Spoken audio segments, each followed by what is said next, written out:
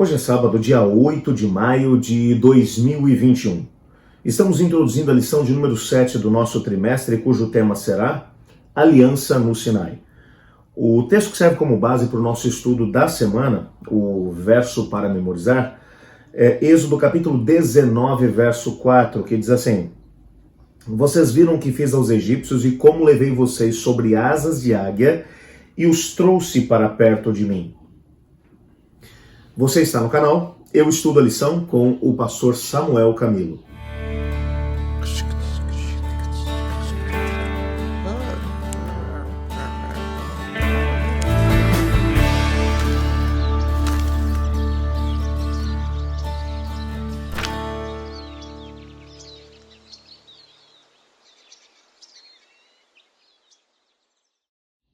Israel havia passado algo em torno de 230 anos como escravos no Egito. Desde que Deus havia feito a promessa a Abrão de que a terra de Canaã seria dele e dos seus descendentes, haviam-se passado 400 anos. Aquele era um tempo do cumprimento de promessas.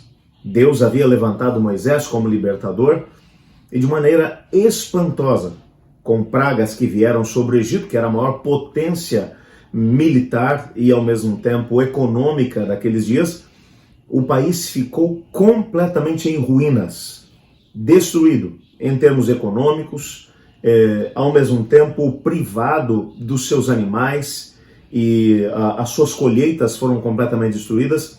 Até mesmo o filho mais velho de cada família, inclusive do faraó, haviam sido tirados da nação.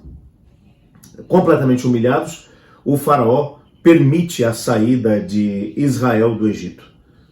Com a saída de Israel do Egito, nós às vezes imaginamos uma nação bem organizada, pessoas muito bem preparadas para enfrentar a travessia do deserto, mas na prática eles eram um grupo de pessoas que haviam se acostumado a ser escravos, haviam feitores que tinham comandado a sua vida durante os últimos 230 anos.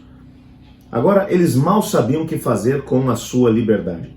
Em vários momentos dessa travessia, eles chegaram a cogitar a possibilidade de escolher novos líderes e retornar para o Egito para a vida de escravidão. Era muita responsabilidade para eles ter que lidar com a liberdade que o Senhor Deus lhes havia dado. É claro que para quem havia vivido uma vida de privação, encontrar uma vida agora completamente diferente, aonde quando surgiam necessidades, o Senhor Deus estava ali para poder suprir. Foi assim que Deus lidou com eles em todas as partes do caminho. Quando eles chegaram, por exemplo, junto do Mar Vermelho, o mar estava à frente, os inimigos atrás, o Senhor Deus abriu o Mar Vermelho, abriu uma estrada no meio do mar para que eles pudessem passar em seco. Quando chegaram do outro lado, em pleno deserto, sentiram fome, o Senhor Deus enviou o maná do céu. Sentiram sede, o Senhor Deus tirou água da rocha para eles. Eles quiseram comer carne, o Senhor Deus mandou codornizes, o que fez com que eles comessem tanto que 10 mil morreram de congestão. Quando eles pensavam sobre o que vestir, sandálias para os pés, roupas para o corpo, as roupas não envelheciam, não se desgastavam. O Senhor Deus literalmente cuidou das suas necessidades. Israel teve muita dificuldade de poder lidar com a liberdade que o Senhor Deus lhes concedeu. Mais especificamente, quando olhamos para a sua história e entendemos que eles haviam passado durante aqueles últimos 230 anos pelo Egito, e a religião do Egito era uma religião completamente meritória, onde para receber a bênção dos deuses, o adorador precisaria fazer certos sacrifícios, precisaria cumprir uma série de requisitos.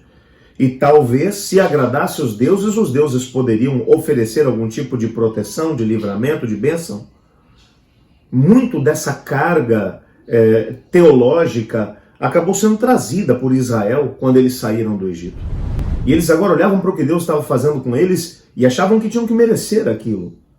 Que eles precisariam fazer uma série de coisas. É tanto que quando o Senhor Deus aparece para eles, cerca de 2 meses depois do início da travessia do deserto, quando eles chegaram na Península do Sinai, onde ficaram acampados por 2 anos, quando o Senhor Deus deu todos os mandamentos a eles através do seu servo Moisés, que o povo ouviu, o povo imediatamente disse: diga ao Senhor que nós faremos tudo isso.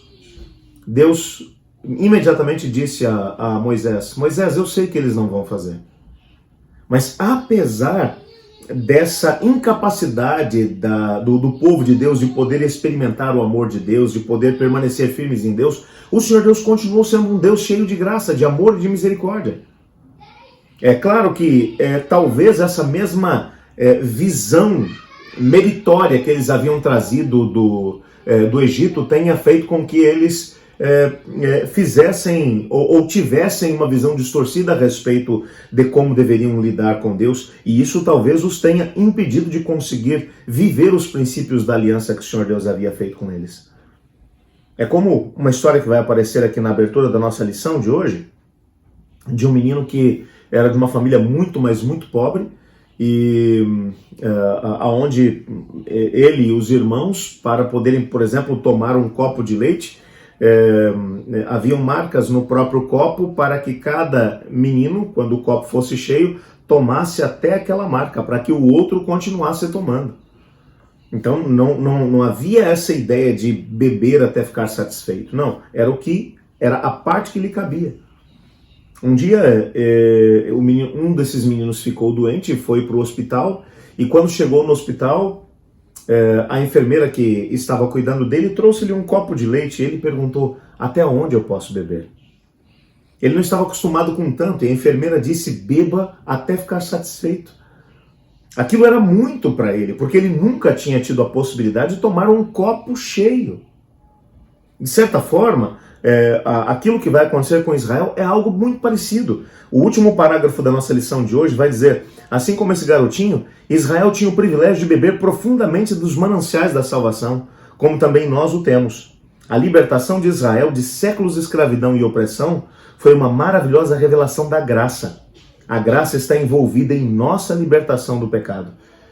A grande dificuldade que Israel teve foi de compreender a graça de Deus. Não tiveram tanta dificuldade para poder compreender os mandamentos do Senhor, mas a graça de Deus eles tiveram muita dificuldade. E talvez exatamente por isso eles tiveram igualmente tanta dificuldade de poder cumprir o seu papel dentro da aliança. Nessa semana, nós teremos a oportunidade de poder entender algumas coisas. Só para você entender aqui o resumo da semana. Quais imagens Deus usou para descrever seu relacionamento com Israel? Veremos algumas delas essa semana. Como as histórias do Êxodo e do Sinai se assemelham à salvação pessoal do indivíduo. Qual era a função da lei na aliança do Sinai? Tudo isso nós veremos hoje. Só como uma prévia da semana, amanhã, domingo, dia 9 de maio, o tema que estudaremos será sobre asas de águias. Segunda-feira, dia 10 de maio, padrão de salvação. Terça-feira, dia 11 de maio, aliança no Sinai.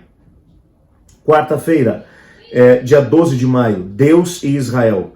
Quinta-feira, dia 13 de maio, promessas. E na sexta-feira faremos uma recapitulação faremos um estudo adicional do nosso tema principal da semana, que você já sabe que é aliança no Sinai. Vai valer a pena estudar junto a lição dessa semana. Continue com a gente. Vamos orar?